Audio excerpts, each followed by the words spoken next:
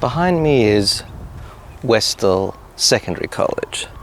In 1966, this was a primary school, and on the 6th of April, the kids and the teachers here witnessed a UFO in the sky, and it landed in an open area called the Grange, which we'll have a look at in a minute. Now, not just one or two people saw this event. The entire school, 200 people, saw this event, and it did make it to the media. It did make it out into the news, but still, to this day, not many people remember the events that happened here almost 60 years ago. And, well, hopefully soon that'll change.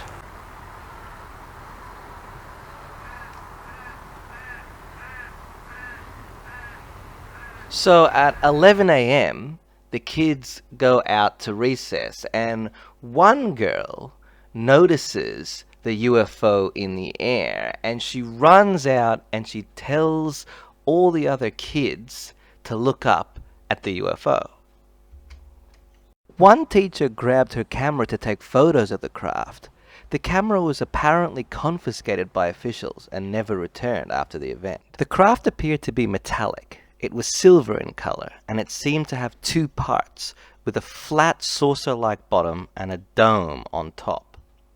The UFO flew very quickly and erratically and moved across the sky as if it was blinking off in one location and then blinking on in another. The UFO was said to be flying silently. It's also very important to note that Moorabbin Airport is very close to Westall School. So kids were used to planes flying around, and they knew what they sounded like, whether it be a fixed wing or a helicopter.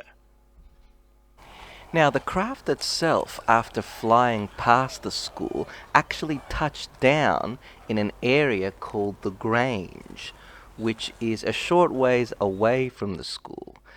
And years later, the Grange actually created a park in memory of the event. You can see a saucer here and a rocket here. It actually paid tribute to the landing of such craft.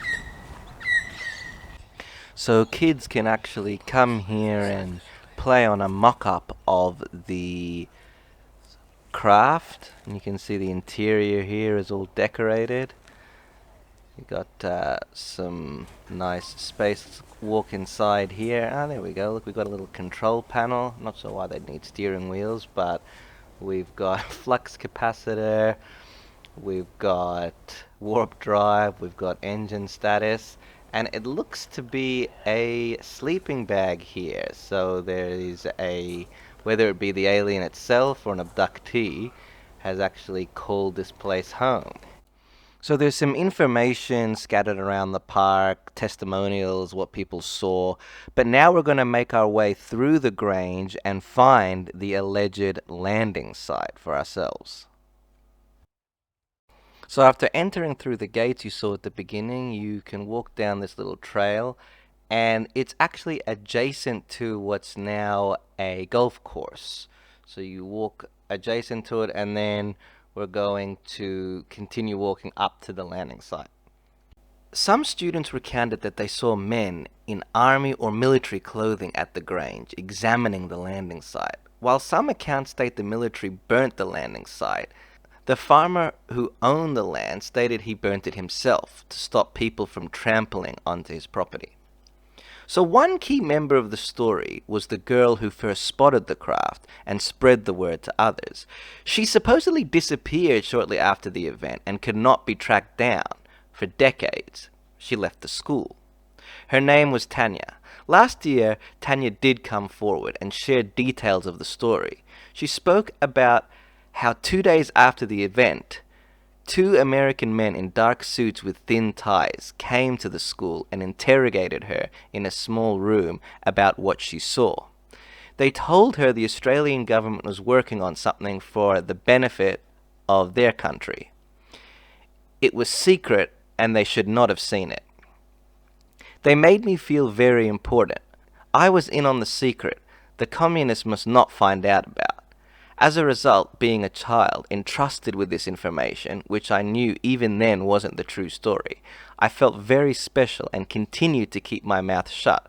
I didn't even tell my mother. I told nobody, Tanya said. So this is it. This is allegedly the area that the craft touched down. You can see the grass is quite dead around this area. You'll see in the photo that supposedly in and around the area there was a depression in the ground, a round shape where the craft was said to have touched down. And there's a golf course out in the distance. But this is where the Westall UFO touched down on Earth.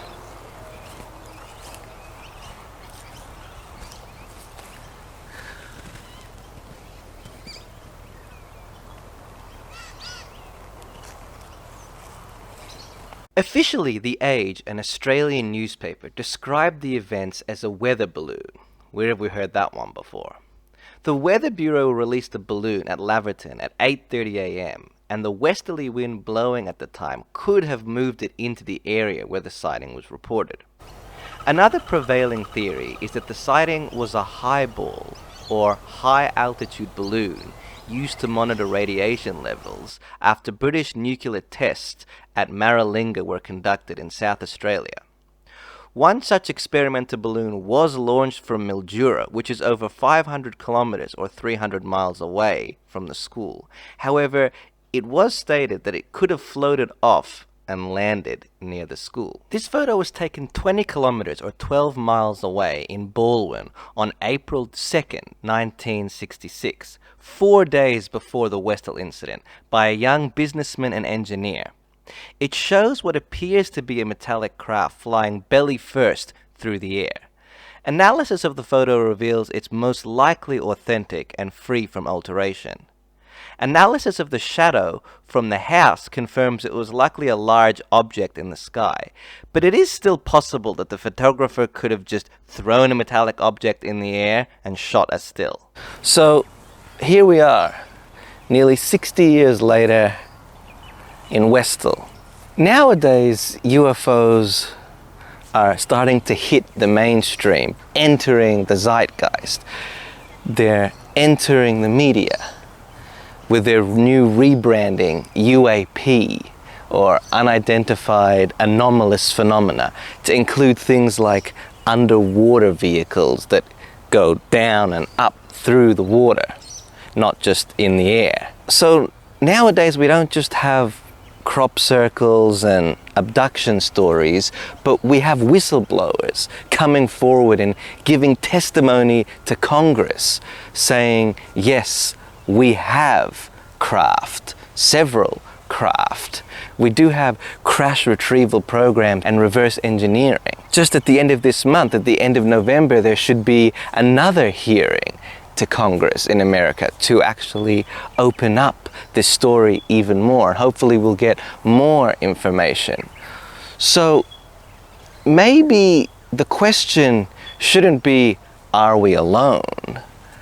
But will we ever be left alone? Remember, dream big and make it happen.